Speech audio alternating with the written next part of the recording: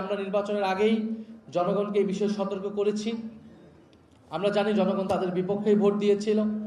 নানান ইঞ্জিনিয়ারিং করে তারা ফলাফলটাকে নিজেদের পক্ষে নিতে সক্ষম হয়েছে। সংসদে পরিকল্পিতভাবে 2/3 সংসদ সদস্য পদ তাদের নিজেদের আওতায় রেখেছে, যাতে তারা নিজেদের মতো আইন এবং বিচার তৈরি করতে পারে।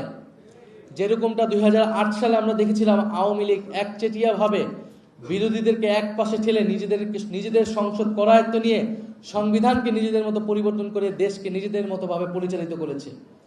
আজকের সরকার দল তাদের কার্যক্রম আচার আচরণ দেখে মনে হচ্ছে তারা সেই পথেই হাঁটছে, সেই পথেই হাঁটার চেষ্টা করছে। আমরা খুব স্পষ্টভাবে বলেছি, বাংলাদেশে নতুন কোনো স্বৈরতন্ত্রের উত্থান আমরা ঘটতে দিব না।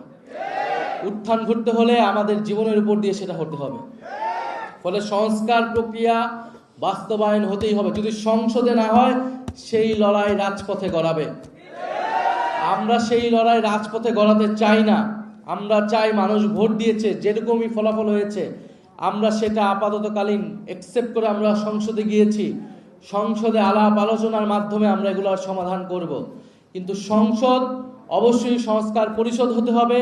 যদি সংসদ সংস্কার পরিষদ না হয়, সংসদে যদি কথা বলার জায়গা না থাকে, তাহলে সেই লড়াই রাজপথে গড়াবে। আমরা রাজপথের প্রস্তুতি আমরা নিচ্ছি ইনশাআল্লাহ।